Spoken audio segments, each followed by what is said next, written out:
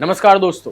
जम्मू कश्मीर के रियासी, कठुआ और डोडा में आतंकी हमला हुआ है। यानी पिछले 60 घंटों में एक के बाद एक लगातार 3 आतंकी घटनाएं हुई। इसमें 9 श्रद्धालुओं की जान चली गई है, 1 जवान शहीद हुए हैं और 2 आतंकी मारे गए हैं। तीनों घटनाओं को मिलाएं तो 5 जवान समेत कुल 48 लोग घायल हुए हैं, जिसमें जम्मू कश्मीर के कई बड़े अफसर भी शामिल हैं। आइए तीनों घटनाओं का सिलसिलेवार जानते हैं। तारीख 12 जून रात 1-2 बजे, जगह डोडा, जम्मू।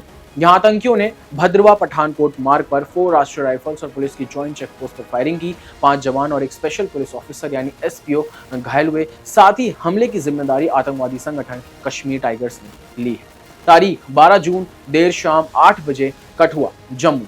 यहाँ पाकिस्तान बॉर्डर से लगे हीरानगर के सैदा सुखल गांव में 2 आतंकियों ने घरों का दरवाजा खटखटाकर पानी मांगा था। ग्रामीणों को शक हुआ तो उन्होंने दरवाजा बंद कर शोर मचाया, जिससे आतंकवादियों ने फायरिंग करनी स्टार्ट कर दी। एक घायल हुआ। डीआईजी और एसएसपी पहुंचे तो एक आतंकवादी ने उनकी गाड़ी पर फायरिंग भी की। तारीख 9 जून शाम 6:15 बजे, जगह रियासी, जम्मू।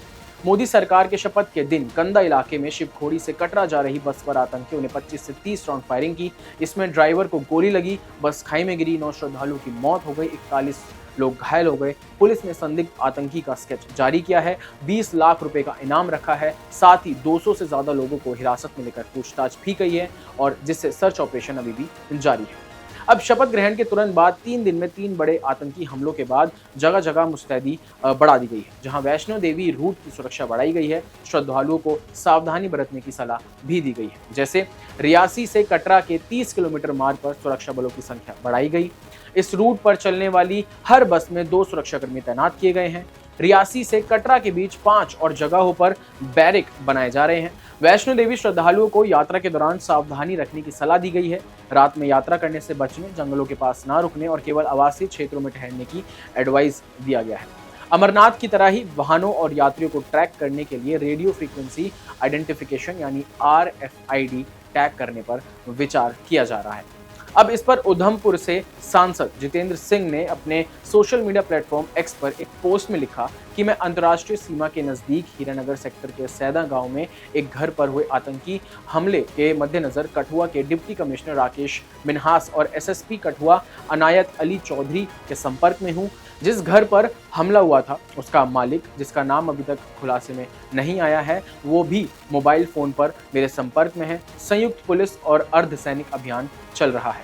इसी के चलते कांग्रेस नेता ने भी इस पर अपने सोशल मीडिया प्लेटफॉर्म एक्स पर पोस्ट किया है, जिसमें उन्होंने प्रधानमंत्री मोदी पर जमकर निशाना साधा है। जिस पर उन्होंने लिखा, बधाई संदेशों का जवाब देने में व्यस्त नरेंद्र मोदी को जम्मू कश्मीर में निर्ममता से मौत के घाट उतार दिए गए श्रद्धालुओं के परिवारों की चीखें तक नहीं सुनाई दे रही हैं। रियासी, कठुआ और डोडा में पिछले 3 दिनों में 3 अलग अलग आतंकी घटनाएं हुई हैं, लेकिन प्रधानमंत्री अब भी जश्न में मग्न है। देश जवाब मांग रहा है। आखिर भाजपा सरकार में आतंकी हमलों की साजिश रचने वाले पकड़े क्यों नहीं जाते? हालांकि सर्च ऑपरेशन अभी जारी है और आसपास की जगहों पर अभी काफी चौकसी बढ़ती जा रही है।